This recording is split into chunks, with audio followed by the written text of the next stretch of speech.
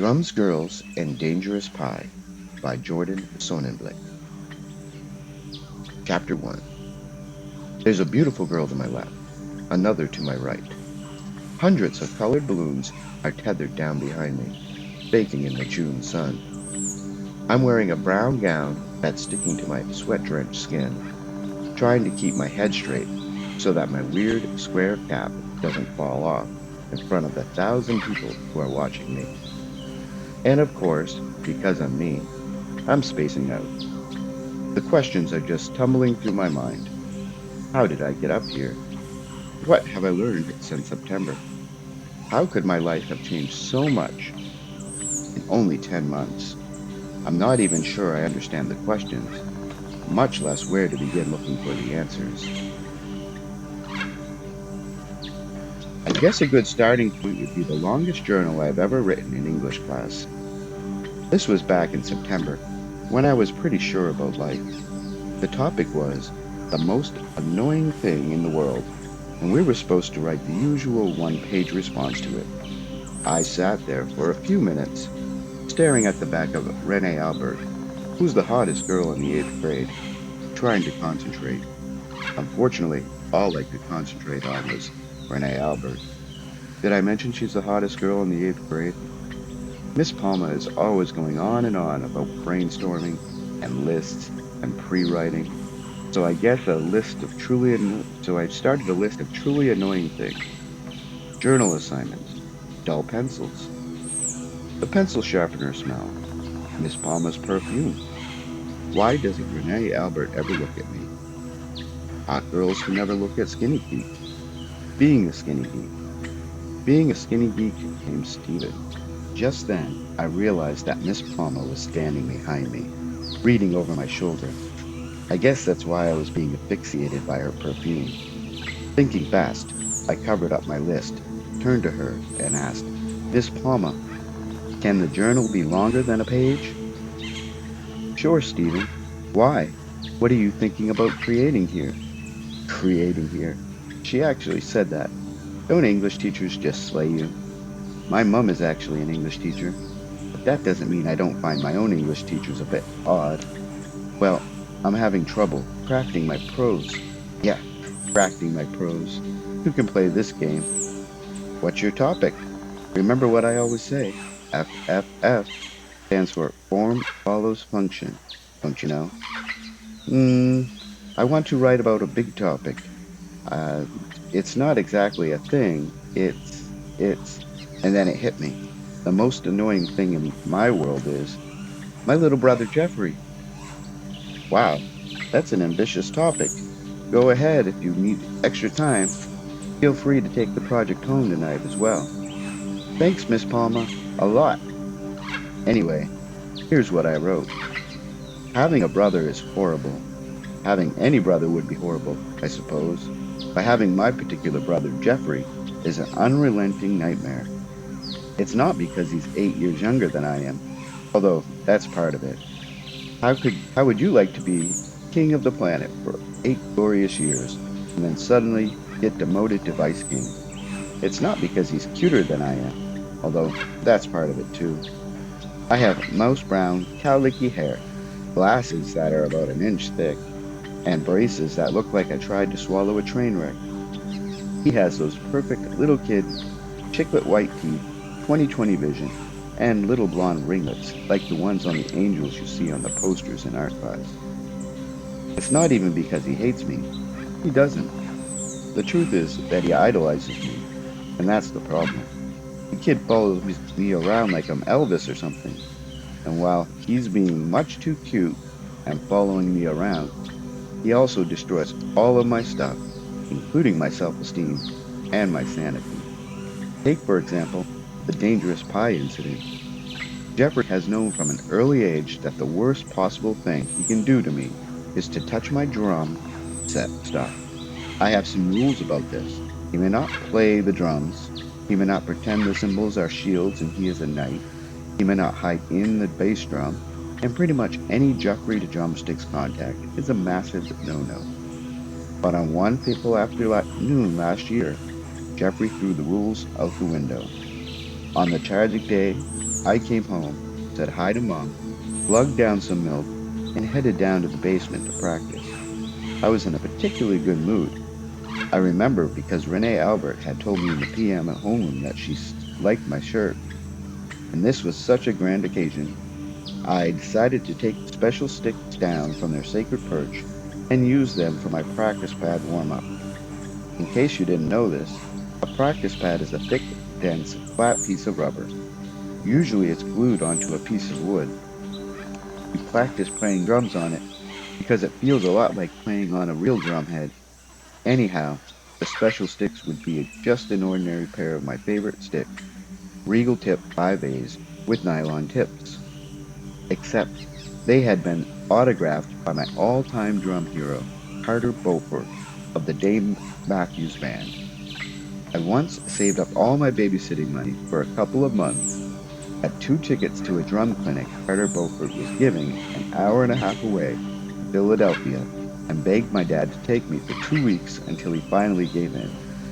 At the clinic, during what I like to think of as the 2 glorious minutes, Carter Beaufort himself called me up front to demonstrate a double stroke roll. After I did it, he said I had nice technique and signed my sticks right there in front of a room full of drummers. So I had spent quite a bit of blood, toil, tears, and sweat in order to get the special sticks. But the special sticks weren't on their shelf. Jeffrey! I ran upstairs at top speed, hoping I would be in time, but knowing that the odds were stacked against me. I burst into the kitchen. I found Jeffrey doing his cooking thing on the floor. Pots and pans were everywhere. Don't ask me how I had somehow not noticed this on my way downstairs the first time. And Jeffrey was stirring some pretend concoction in the deepest pot of all, with my special sticks. I advanced towards him with what must have been a disturbing gleam of violence in my eye. Jeffrey, give me the sticks. But I'm just cooking. Give me the sticks. But the dangerous pie isn't ready yet. I don't care about your stupid 4-year-old make-believe food. Give me the sticks. But this is real food. And it was.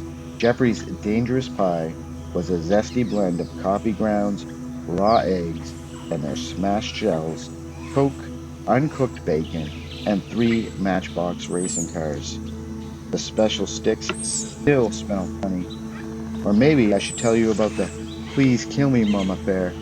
This fiasco happened after my All-City High School Jazz Band concert last June.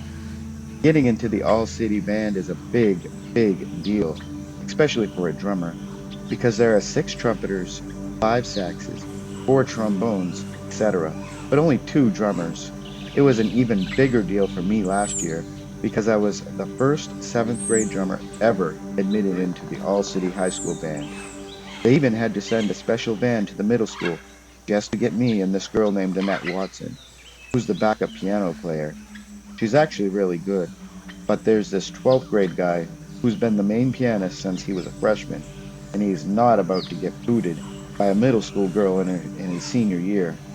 She's funny, and she may be the only kid in the middle school who cares about music the way I do, but she's also kind of weird.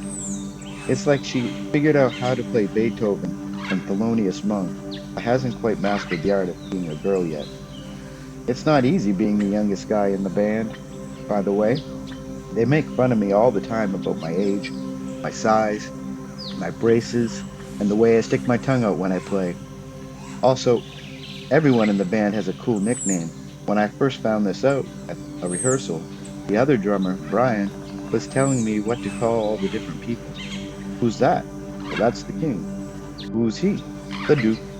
Who's she? The princess. And what do they call you? The count. And what does that make me? How about the peasant? And the name stuck. Anyway, my whole family came to the concert, and it was awesome. I had this huge drum feature in this Brian Setzer song called Jump, Jive, and Wail, and I nailed the whole thing. I usually practice at least an hour a day on my practice pad, and another half hour on my drum set. Plus, I'd play in the marching band. and the jazz band in school, and we had been rehearsing twice a day for All City for a couple of months, and I used to take lessons once a week, so I was playing great that night. So after the concert, my parents and Jeffrey came to the band room. They were all excited and everything, but Jeffrey was bouncing off the ceiling. You're a rock star, Stephen. No, I'm a jazz star, Jeffrey. My brother is a rock star. My brother is a rock star. Just then, Renee Albert stopped right next to us to congratulate her boyfriend. We'll just call him Biff, a sophomore guitarist with an alarmingly perfect complexion and muscles like Barry Bonds. Jeffrey saw Renee and started to whirl towards her. She lives around the corner from us, and I guess not even 4-year-olds are immune to her charms and wiles. It seemed to happen in slow motion. Events were just crawling. Yet still, I knew I would never have time to run across town to the local zoo, steal an elephant tranquilizer gun, run back, and fire it into Jeffrey's buttocks before he could blurt out something that would mortify me and destroy my social status forever. Life snapped back into full speed, and Jeffrey shouted, Hey, Renee, my brother is a rock star. As Biff looked on with a sneer, Renee replied, Oh, really? I didn't know that. Yup, he is. Did you see him? His arms were zooming around the drums, just like when he practices at home in front of the mirror. Steven, practices in front of a mirror? Yeah, it's cool. In his underwear, the blue ones. Right, Steven?